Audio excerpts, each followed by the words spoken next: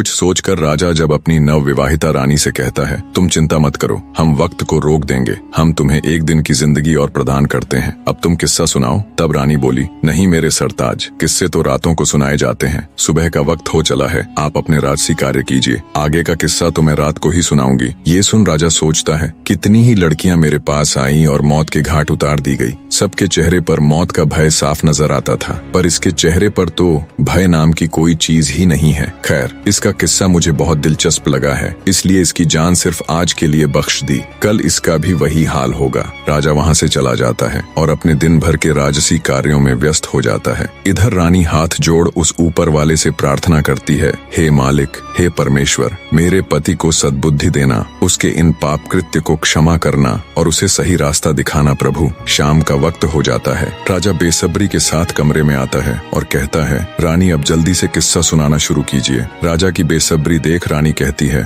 थोड़ा सब्र रखो महाराज, मैं आपके लिए खाना लगा देती हूँ, पहले भोजन ग्रहण कर लीजिए, फिर मैं आगे का किस्सा सुनाना प्रारंभ कर दूंगी। और राजा को खाना परोस देती है। राजा बोला, ये तो नौकरों के काम है, तुम ये क्यों कर रही हो? रानी बड़े प्यार से बोली, नहीं मेरे स्वामी, यह एक पत्नी का कर्तव्य होता है कि वो अपने पति का ख्याल रखे। राजा बोला, तुम्हें कौन सा मेरे साथ पूरा जीवन व्यतीत करना है, और वैसे भी आज की रात के बाद तो ये काम नौकरों ने ही करने हैं। रानी बोली, हे स्वामी, आज की रात ही सही, पर आपकी सेवा करने का मौका तो मिला, मरते समय सुकून से मर सकूंगी, जितना भी समय मिला अपने पति की सेवा तो की। ये सुनकर राजा के दिल को बहुत सुकून मिला, लेकिन तभी उसको अपनी बीवी की बेवफाई याद आ गई। राजा गुस्से से बोला, ये फालतू की बातें मुझसे न करो और जल्दी से किस्सा सुनाना शुरू करो। राजा की बात सुन रानी किस्सा सुनाना शुरू कर देती है। व्यापारी की बात सुन थोड़ी देर विचार कर दैत्य बोला, अगर मैं तुम्हें कुछ समय की मोहलत दे दूं तो क्या गारंटी है कि तुम वापस आओगे? व्यापारी बोला, हे राक्षस राज, उस ऊपर वाले की कसम खाकर कहता हूँ कि मैं अपने कामों को अंजाम देकर यहाँ जरूर आऊंगा और खुद को तुम्हारे हवाले कर दूंगा, मेरा विश्वास करो। दैत्य बोला, ठीक है, मैं तुम्हें 40 दिन की मोहलत देता हूँ। व्यापारी दैत्य का शुक्रिया करते हुए अपने घर की तरफ चल देता है। कुछ दिन के सफर के बाद वो अपने घर पहुँच जाता है। व्यापारी को घर आया देख उसके बीवी बच्चे खुश हो जाते हैं। उसकी पत्नी कहती है, स्वामी, आप थक गए होंगे,